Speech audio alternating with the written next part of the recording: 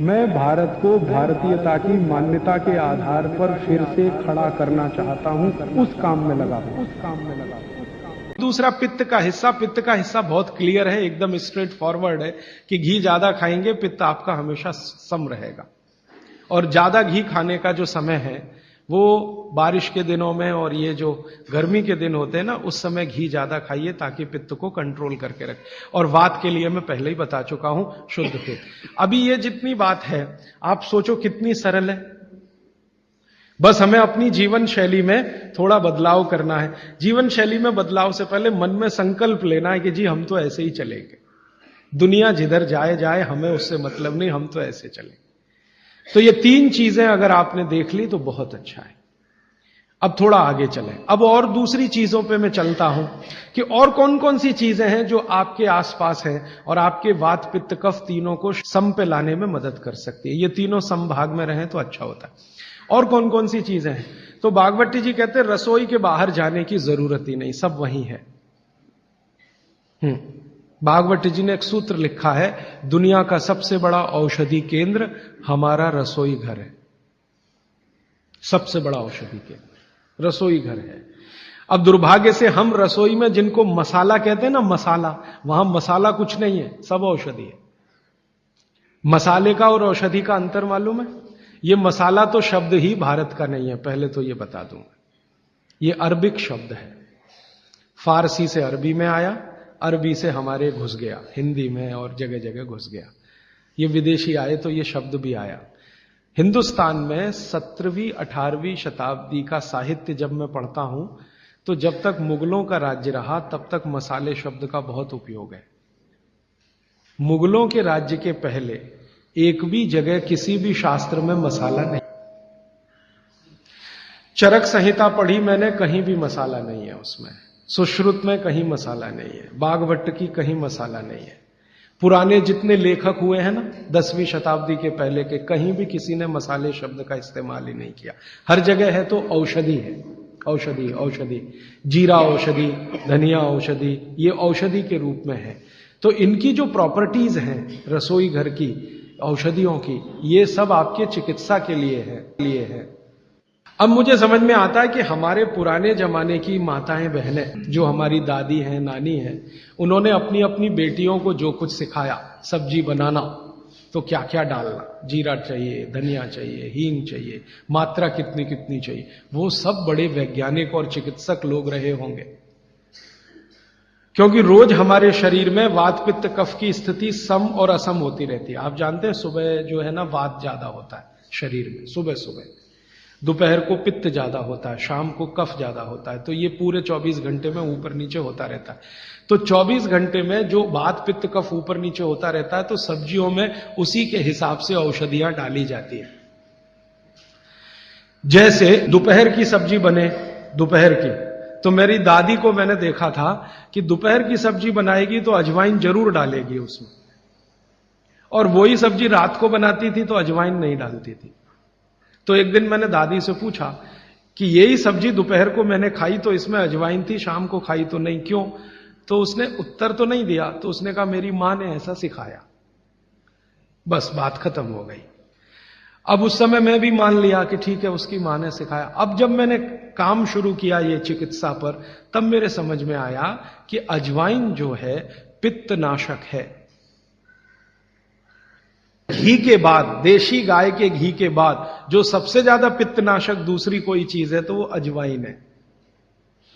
और दोपहर को पित्त भड़कता है, आप जानते हैं, और वो स्वाभाविक है क्योंकि खाना खाने के लिए पित्त भड़कना ही चाहिए। तो उस समय अजवाइन डाली जाती है सब्जी में, क्योंकि दोपहर को ही शरीर को अजवाइन की जरूरत होती है पित्त को सम पे लाने के लिए। तो भारत में ज्यादातर माताएं बहनें ये बात जानती हैं कि दोपहर की सब्जी में अजवाइन चाहिए। दोपहर का दही है ना, दही का मट्ठा, उसमें भी अजवाइन का बघार लगता है। दोपहर की जितनी भी चीजें हैं ज्यादातर अजवाइन ग्रस्त होती है या अजवाइन से बनती हैं, क्योंकि पित्त को सम पे रखना है।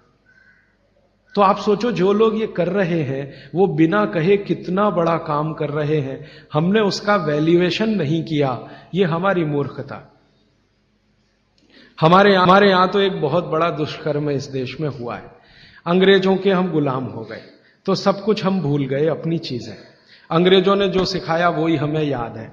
तो हम जीडीपी का कैलकुलेशन करते हैं अंग्रेजों के फॉर्मूले से। जीडीपी निकलता है इस देश का, ग्रॉस डोमेस्टिक प्रोडक्ट। तो मैंने बहुत बार इस देश के अर्थशास्त्रियों से पूछा कि जीडीपी में आप विचित्र विचित्र कैलकुलेशन करते हैं। जैसे भारत की पुलिस है, उस पर जो खर्चा हो रहा है वो जीडीपी का हिस्सा है। अगर चोरियां डकैतियां बढ़ी तो पुलिस का खर्च बढ़ेगा तो जीडीपी बढ़ेगा। और प्रधानमंत्री छाती ठोक के कहेगा मेरे जमाने में जीडीपी 10% से ऊपर बढ़ गया। सो व्हाट, पुलिस का खर्च बढ़ गया, माने चोरियां बढ़ गई, डकैतियां बढ़ गई, अत्याचार बढ़ गए, अनाचार बढ़ गए, तो जीडीपी बढ़ गया, तो क्या बड़ी बात है। तो हमारे जो जीडीपी के कैलकुलेशन है बड़े विचित्र हैं। इसमें चोरी हो, डकैती हो, लूट मारी हो तो जीडीपी बढ़ेगा, लेकिन माताएं बहनें घर में जो करती रहती हैं वो जीडीपी में है ही नहीं, कैलकुलेशन ही नहीं है उसका। भारत सरकार कोई कैलकुलेशन नहीं करती कि किसी माँ ने 1 किलो पापड़ बना दिए तो जीडीपी बढ़ा कि नहीं, तो कहते हैं जी मालूम नहीं बढ़ा कि नहीं बढ़ा, क्योंकि कैलकुलेशन नहीं है। किसी माँ ने दाल की बड़ी बना दी 5 किलो दाल की, तो जीडीपी बढ़ा कि नहीं बढ़ा। आपका मन क्या कहता है, बुद्धि क्या कहती है, बढ़ा कि नहीं बढ़ा। किसी ने बड़ी बना दी, किसी ने पापड़ बना दिए, किसी ने कुछ बना दिया, किसी ने गोंद के लड्डू बना दिए, किसी ने मावे का कुछ बना दिया, तो जीडीपी तो बढ़ ही रहा है, लेकिन हम कैलकुलेट नहीं कर रहे हैं उसको, क्योंकि अंग्रेजों के यहां महिलाओं का किया हुआ काम महत्व का नहीं माना जाता।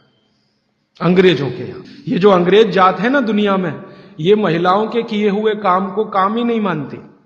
आपको मालूम है 2000 साल यूरोप में महिलाओं को पुरुषों से हमेशा कम वेतन मिलता रहा, और आज भी है ये कई देशों में। वो मानते ही नहीं कि इनका कोई काम है। क्यों? वो महिलाओं में आत्मा नहीं मानते। हां, यूरोप का सबसे बड़ा दार्शनिक है प्लेटो, वो कहता है कि स्त्रियों में आत्मा ही नहीं होती, आत्मा सिर्फ पुरुषों में होती है। तो स्त्री जो करे वो बेकार है, पुरुष जो करे वो ही अच्छा है। तो उनके यहां से ये कैलकुलेशन हमारे यहां आ गया कि स्त्री कुछ भी करे तो काम ही का नहीं। तो अंग्रेजों का 200-250 साल जो राज चल गया उसमें हम सब के दिमाग खत्म हो गए, सोचना विचारना बंद हो गया, तो हमने भी वही मान लिया। मैं अब इसको बदलना चाहता हूं और मैं ये समझना चाहता हूं और समझाना चाहता हूं कि स्त्रियां जो कर रही हैं वो किसी डॉक्टर से कम नहीं है। बस अंतर इतना है कि डॉक्टर को आप फीस देकर उससे एडवाइस ले रहे हैं, हमारी दादी नानी फोकट में वही एडवाइस दे रही है, धनिया खाओ, जीरा खाओ और ये अजवाइन खाओ, आपके पेट की गैस खत्म हो जाएगी। और ये 3500 साल से वैसे का वैसा ही है, अजवाइन खाओ तो गैस खत्म होती है। कभी भी आप करके देख लो। आप में से किसी को भी बहुत गैस बनती हो, पेट में एसिडिटी की तकलीफ हो, आज से शुरू कर दो। आप खाना खाया तो उसमें ध्यान रखो अजवाइन ज्यादा रहे, दाल में, सब्जी में, वगैरह वगैरह। और अगर नहीं कर पा रहे हैं तो खाना खत्म करते ही थोड़ी अजवाइन खा लो।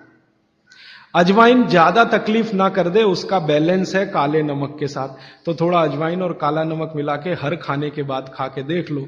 3 दिन में ना आपकी गैस बंद हो तो आप जो कहो मैं हारने को तैयार। ये गारंटी मैं नहीं दे रहा हूं, ये गारंटी अजवाइन दे रही है, मेरी गारंटी नहीं है, अजवाइन की गारंटी है। तो वो कहते हैं बागवट जी कि पित्त को सम रखने के लिए हमारे रसोई में घी के बाद जो दूसरी चीज है वो है अजवाइन।